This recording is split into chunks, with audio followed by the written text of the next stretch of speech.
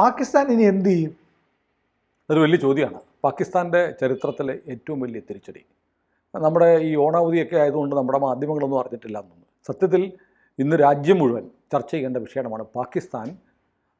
ഒരുപക്ഷെ അവരുടെ രാജ്യം ഉണ്ടായതിന് ശേഷമുള്ള ഏറ്റവും വലിയൊരു സെറ്റ് ബാക്കിലേക്ക് പോവുകയാണ്.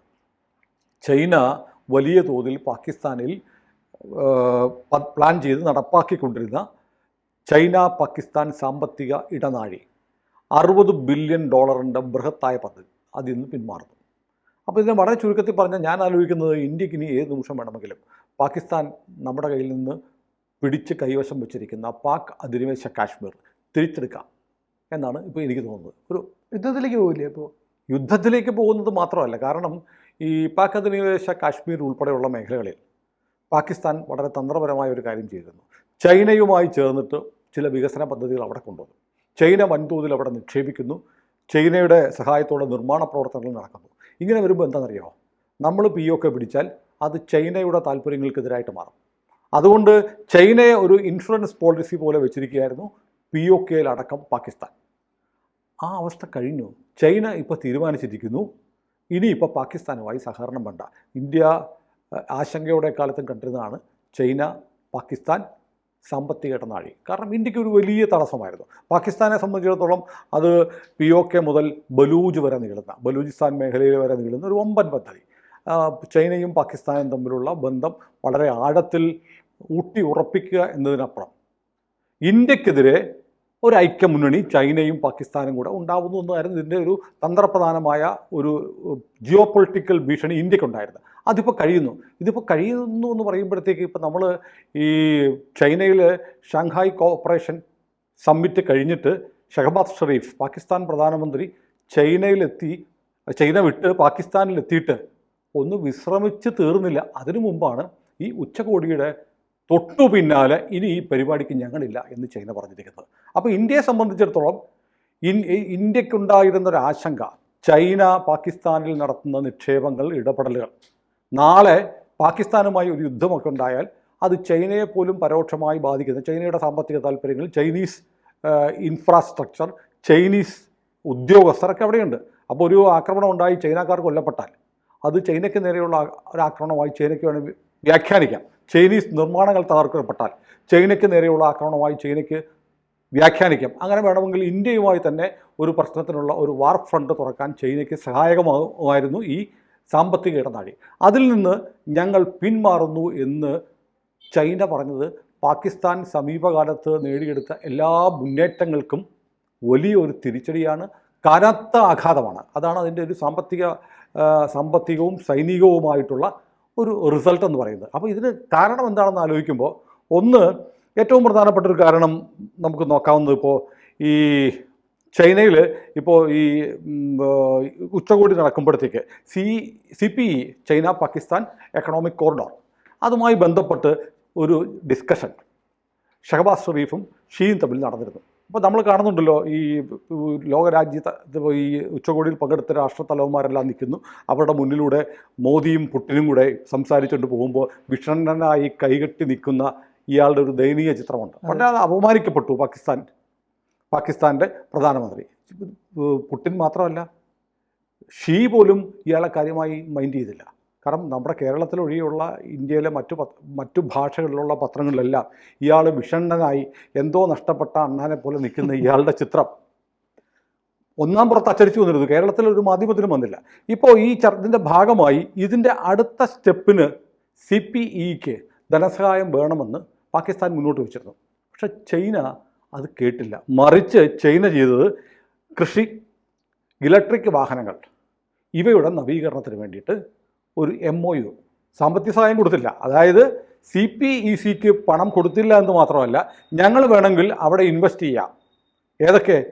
കാർഷിക മേഖലയിൽ, രണ്ടാമത് ഇലക്ട്രിക് വാഹനങ്ങളുടെ മേഖല. ഇപ്പോൾ ചൈനയാണല്ലോ ഇപ്പോൾ ഇലക്ട്രിക് വാഹനങ്ങളുടെ ഉൽപ്പാദനത്തിൽ ലോകത്ത് മുന്നിൽ നിൽക്കുന്നത്. അപ്പോൾ ഞങ്ങളുടെ കച്ചവട താല്പര്യം, ഞങ്ങൾക്ക് ചൈനീസ് അഗ്രികൾച്ചർ പ്രോഡക്ട്സ് വിൽക്കാനുള്ള ഒരു മാർക്കറ്റായിട്ട് വേണം പാകിസ്ഥാനെ കാണാൻ. ഞങ്ങളുടെ ഇലക്ട്രിക് വാഹനങ്ങൾ വിൽക്കാം. അതിനു വേണ്ടിയിട്ട് ഒരു മെമ്മോറാണ്ടം ഓഫ് അണ്ടർടേക്കിംഗ് ഒപ്പുവെച്ചു എന്നല്ലാതെ ഒരു നയാ പൈസ ഷീ കൊടുത്തില്ല. അപ്പം തന്നെ ഇതിനകത്ത് എന്തോ ഒരു കുഴപ്പം സംഭവിക്കുന്നുണ്ട് എന്നൊരു സൂചനയുണ്ടായിരുന്നു. എന്നാൽ പോലും നമ്മളാരും കരുതിയില്ല ചൈന വലിയ ഇൻവെസ്റ്റ്മെൻറ്റ് അവിടെ നടത്തി, വലിയ നിർമ്മാണ പ്രവർത്തനങ്ങൾ നടത്തി ഒക്കെ മുന്നോട്ട് പോയി.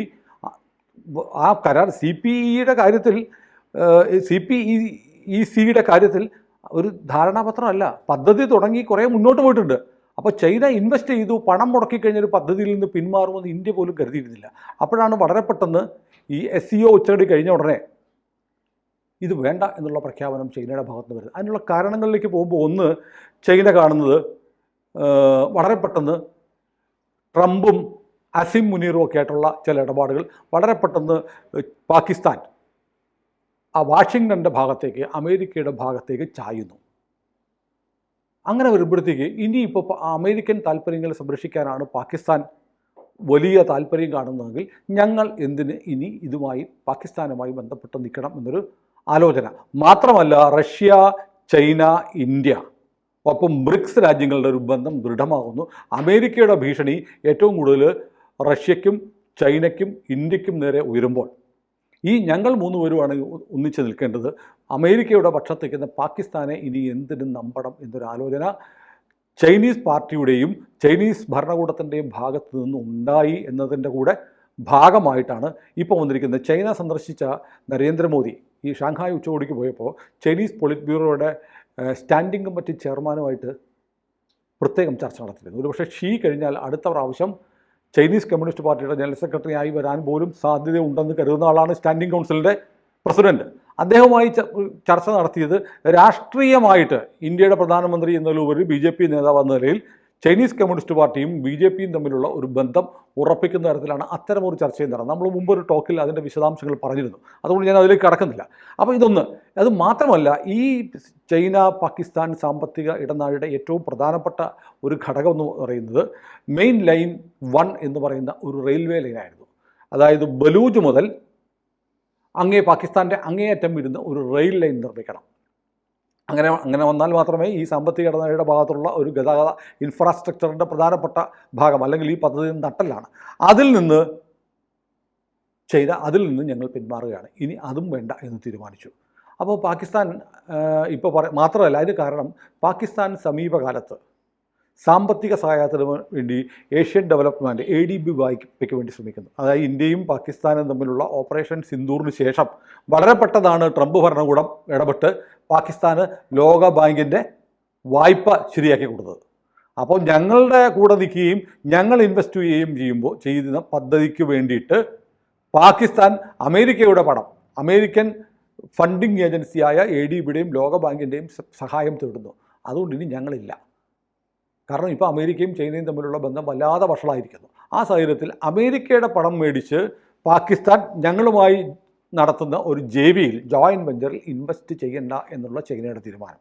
അതാണ് മറ്റൊരു കാര്യം. ഏറ്റവും പ്രധാനപ്പെട്ടതായി മറ്റൊന്ന് പറയുന്ന വേറൊരു കാര്യം എന്ന് പറയുന്നത് നമ്മളെ ബാധിക്കുന്ന കാര്യങ്ങളാണ് നമ്മൾ ആദ്യം പറഞ്ഞത്. ചൈനക്കാർ കാണുന്ന ഒരു കാര്യമുണ്ട്. അതായത് ഈ പദ്ധതി ആരംഭിക്കുന്നത് കറ്റ്വ ഉൾപ്പെടെയുള്ള ബലൂജ് മേഖലയിൽ നിന്ന് ആരംഭിക്കുന്നത്. കാരണം ബലൂജ് മേഖലയിൽ വലിയ ധാതു സമ്പത്തുണ്ട്. ബലൂചിസ്ഥാൻ എന്ന് പറയുന്നത് പാകിസ്ഥാൻ്റെ ഭൂപ്രദേശത്തിൻ്റെ 40% ബലൂചിസ്ഥാനാണ്. പാകിസ്ഥാൻ്റെ പകുതി ബലൂജ് എന്ന് പറയാം, അല്ലേ, 40%. പക്ഷേ ജനസംഖ്യ വളരെ കുറവാണ്. കാരണം അവിടുത്തെ ടെറൈൻ അങ്ങനെയാണ്, വലിയ മലനിരകളും പീഠഭൂമികളും ഒക്കെയാണ്. പക്ഷേ അവിടെ വളരെ മിനറൽ റിച്ചാണ്, വലിയ ധാതു സമ്പത്ത് ഉള്ള സ്ഥലം. ആ സ്ഥലത്ത് നിന്ന് ചൈന ഈ പദ്ധതി ആരംഭിക്കുകയും ചൈന അവിടെ ഒരു വിമാനത്താവളം തുടങ്ങി. പക്ഷേ ആ വിമാനത്താവളം ഓപ്പറേറ്റ് ചെയ്യാൻ പറ്റുന്നില്ല. BLAയുടെ ആക്രമണം. BLA അവിടെ നിരന്തരം അവിടെ നടത്തുന്ന നിർമ്മാണ പ്രവർത്തനങ്ങൾ, കാരണം ചൈനയുടെ താല്പര്യവും അവിടുത്തെ അമൂല്യമായ ധാതു സമ്പത്ത് തന്നെയാണ്. അത് എക്സ്പ്ലോയിറ്റ് ചെയ്യാനുള്ള ചൈനയുടെ ഒരു നിർമ്മാണത്തിൻ്റെ ഭാഗമായി അവിടെ ചൈനയും പാകിസ്ഥാനും തമ്മിലുള്ള ബന്ധം ഊട്ടി ഉറപ്പിക്കുന്നതിന് വേണ്ടി ഈ ചൈന പാകിസ്ഥാൻ എക്കണോമിക് കോറിഡോർ അവിടെ നിർമ്മിക്കുന്നതിൽ BLAക്ക്, ബലൂചിസ്ഥാൻ ലിബറേഷൻ ആർമിക്ക് എതിർപ്പുണ്ട്. അവർ നിരന്തരം അവിടെ ആക്രമണം നടത്തുകയും ഏതാണ്ട് 2021 മുതൽ 2 ഡസൻ ചൈനീസ് എഞ്ചിനീയർമാരും ഉദ്യോഗസ്ഥന്മാരും കൊല്ലപ്പെട്ടിട്ടുണ്ട്. അതൊരു വലിയ പ്രതിസന്ധിയായിട്ട് ചൈന കാണാം. ചൈന ഒരു ഘട്ടത്തിൽ പറഞ്ഞു, ഞങ്ങളുടെ പട്ടാളത്തിനെ ഇറക്കാം, ഞങ്ങളുടെ നിർമ്മാണ പ്രവർത്തനം, ഞങ്ങളുടെ ജീവനക്കാരെ സംരക്ഷിക്കാൻ വേണ്ടി ഞങ്ങളുടെ ചൈനീസ് ആർമിയെ ഡിപ്ലോയ് ചെയ്യാന്ന് പറഞ്ഞു. പാകിസ്ഥാൻ സമ്മതിച്ചില്ല. പാകിസ്ഥാൻ പറഞ്ഞില്ല, ഞങ്ങളെല്ലാം നോക്കിക്കോളാം എന്ന് പറഞ്ഞിട്ടും ചൈനക്കാരെ കണ്ട അപ്പോൾ BLAക്കാർ വെടിവെച്ചുള്ളൂ. അപ്പോൾ ഒരു വലിയ സുരക്ഷാ ഭീഷണി ഉണ്ട് എന്നൊരു കാരണം കൂടി ചൈന പറയുന്നുണ്ട്. അതല്ല യഥാർത്ഥ കാരണം നമ്മൾ ആദ്യം പറഞ്ഞ അമേരിക്ക, ഇന്ത്യ, ചൈന, പാകിസ്ഥാൻ ബന്ധത്തിലുണ്ടായിട്ടുള്ള പുതിയ അടുപ്പവും അകൽച്ചകളുമാണ്. അപ്പോൾ അതൊന്ന് മാത്രമല്ല, പാകിസ്ഥാൻ ചൈനയുടെ വൈദ്യുത ഉൽപ്പാദന മേഖലയ്ക്ക് ഇപ്പോൾ $1.5 ബില്യൺ കൊടുക്കാറുണ്ട്. വലിയ തോതിൽ വൈദ്യുതി മേഖലയിൽ നിന്ന് ചൈനയ്ക്ക് പണം കിട്ടാനുണ്ട്. ഈ പണം പാകിസ്ഥാന് കൊടുക്കാൻ പറ്റുന്നില്ല. അങ്ങനെ ആ പണം ഡെഡ് മണിയായി കിടക്കുന്നു. ഇനിയും കൂടുതൽ നിക്ഷേപം അവിടെ നടത്തിയാൽ കിട്ടാനുള്ള പണം കിട്ടത്തില്ല എന്നൊരു ബോധ്യം വന്നിരിക്കുന്നു. അതാണ് ഒന്നാമത്തെ കാര്യം. പിന്നീട് ഏറ്റവും പ്രധാനപ്പെട്ട കാര്യം, ചൈനയുടെ ഒരു പരാതിയായി ചൈന പറയുന്നത്, അവിടെ എന്തെങ്കിലുമൊക്കെ കാര്യം നടക്കണമെന്നുണ്ടെങ്കിൽ ഈ പാകിസ്ഥാനും ചൈനയും തമ്മിലുള്ള സംയുക്ത സാമ്പത്തിക ഇടനാഴിയുടെ പദ്ധതികൾക്ക് പോലും ഉദ്യോഗസ്ഥന്മാർ കൈക്കൂലി ചോദിക്കുന്നു, ചുവപ്പ് നാണയിൽ കുരുങ്ങുന്നു. ഷഹബാസ് ഷെരീഫ് ഒരുപാട് കാര്യമൊക്കെ പറയുന്നുണ്ട്, ഞങ്ങളിതൊക്കെ ചെയ്തു തരാം എന്നൊക്കെ പറയുന്നുണ്ടെങ്കിലും കാര്യങ്ങൾ നടക്കുന്നില്ല. അതുകൊണ്ട് ഞങ്ങൾക്കിനി താല്പര്യമില്ല എന്നുള്ള കാര്യങ്ങൾ നിർത്തിയിട്ടാണ് ചൈന ഇപ്പോൾ ഈ പാകിസ്ഥാനെ സംബന്ധിച്ച് പാകിസ്ഥാൻ ഇന്ത്യക്കെതിരെ എടുത്ത ചൈനീസ് ഇൻഷുറൻസ് പോളിസി പോലെ എടുത്തിരുന്ന ചൈന പാകിസ്ഥാൻ എക്കണോമിക് കോറിഡോറിൽ നിന്ന് ഏകപക്ഷീയമായി പിന്മാറുന്നു എന്നുള്ള ചൈനയുടെ പ്രഖ്യാപനം വന്നിരിക്കുന്നത്. ഇത് സത്യത്തിൽ ഇന്ത്യയെ സംബന്ധിച്ചിടത്തോളം ഒരു വലിയ വിജയമാണ്. നരേന്ദ്രമോദി ഒരു പുതിയ ക്രൈസിസ്, ഭാരതത്തിന് നേരെ ട്രംപിൻ്റെ ഒരു വലിയ ഭീഷണി ഉണ്ടായ സമയത്ത് മോദി ഒരു സമർത്ഥനായ ചതുരംഗ കളിക്കാരനെ പോലെ കരുക്കൾ നീക്കി ഉണ്ടാക്കിയെടുത്ത ഒരു വലിയ വിജയമാണ് ഇപ്പോൾ ഉണ്ടായിരിക്കുന്നത്. ചൈന ഇന്ത്യയെ സഹായിച്ചു എന്നല്ല പറയേണ്ടത്, ഇന്ത്യയുടെ ശത്രുവായ പാകിസ്ഥാനെ ഇനി സഹായിക്കുന്നില്ല. ചൈനയെ കാണിച്ചായിരുന്നു പാകിസ്ഥാൻ നമ്മളെ വരട്ടിക്കൊണ്ടിരുന്നത്. അപ്പോൾ ഇനി പാകിസ്ഥാനോട് പറയുന്നു, നീ പോയി പണി നോക്കണമെന്ന് ചൈന പറഞ്ഞു കഴിഞ്ഞിരിക്കുന്നു. മാത്രമല്ല, ചൈന തിരിച്ചറിയുന്നു ഇപ്പോഴത്തെ മാറുന്ന ലോക ഭൂരാഷ്ട്രീയത്തിൽ പാകിസ്ഥാൻ ഒരു അനാവശ്യ വസ്തുവാണ്. It's A waste. ആവശ്യം ഞങ്ങളുടെ കൂടെ നിൽക്കേണ്ടത് റഷ്യയും ഇന്ത്യയുമാണെന്ന് തിരിച്ചറിഞ്ഞ് പുടിനും മോദിയുമാണ് ഇനി എൻ്റെ സുഹൃത്തുക്കൾ, ഞങ്ങളാണ് ഇനി ലോകത്തെ കാര്യങ്ങൾ തീരുമാനിക്കേണ്ടത് എന്ന് ഷി തിരിച്ചറിഞ്ഞിരിക്കുന്നു എന്നതാണ് ഏറ്റവും തന്ത്രപ്രധാനമായ ഈ തീരുമാനത്തിലൂടെ നമുക്ക് വ്യക്തമാകുന്നത്. അല്ല, POKയുടെ അവസ്ഥ ഇനി എന്താവും ഭാവി? POKയുടെ അവസ്ഥ എന്ന് പറഞ്ഞാൽ, POK നമ്മളെ സംബന്ധിച്ച് നമ്മുടെ അവിഭാജ്യ ഘടകമാണ്. ഇപ്പോൾ ഉമർ ഖാലിദിനെ പോലുള്ള ആളുകളാണ് ഇന്ത്യ പാകിസ്ഥാൻ്റെ ഭൂപ്രദേശമായ ജമ്മു കാശ്മീർ ബലമായി തട്ടിയെടുത്തിരിക്കുന്നു എന്ന് പറയുന്നത്. അങ്ങനെ പറയുന്ന ഉമർ ഖാലിദിന് വേണ്ടി നിലവിളിക്കുന്ന അബ്ജോദ് വർഗീസിനെ പോലുള്ള മാധ്യമപ്രവർത്തകരുണ്ട്. അങ്ങനെ പറയുന്ന അബ്ജോദ് വർഗീസ് പറഞ്ഞത് നമ്മൾ ഇന്നലെ ചർച്ച ചെയ്താണ്.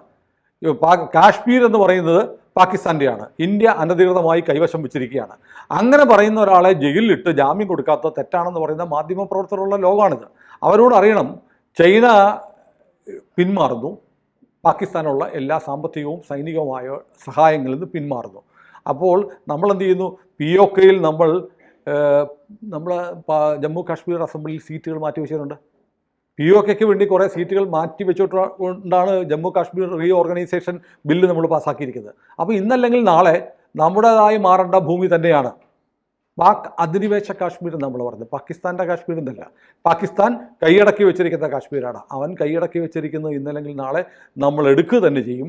അങ്ങനെ എടുക്കാതിരിക്കാൻ വേണ്ടി ആണ് ചൈനയെ POKയിൽ കൂടെ ഇടപെടിക്കാൻ വേണ്ടി ഇത്തരമൊരു വൺ റോഡ് വൺ ബെൽറ്റ് എന്നൊക്കെ പറഞ്ഞ്, അല്ലെങ്കിൽ ചൈന പാകിസ്ഥാൻ സാമ്പത്തിക ഇടനാഴി എന്നൊക്കെ പറഞ്ഞുള്ള പദ്ധതികളുമായി പാകിസ്ഥാൻ മുന്നോട്ട് വന്ന് സ്വപ്നം കണ്ടിരുന്നത്. ആ സ്വപ്നം അവസാനിച്ചിരിക്കുന്നു. പാകിസ്ഥാൻ്റെ മധുര സ്വപ്നങ്ങൾ ഇനി ഭീകര സ്വപ്നങ്ങളായി മാറിയേക്കാവുന്ന കാളരാത്രികളാണ് ഇനി പാകിസ്ഥാന് വരാൻ പോകുന്നത്. കൂടുതൽ വാർത്തകളും വിശേഷങ്ങളും നിങ്ങളിലേക്ക് എത്താൻ ABC മലയാളം സബ്സ്ക്രൈബ് ചെയ്യുക, ബെൽബട്ടനും അമർത്തുക.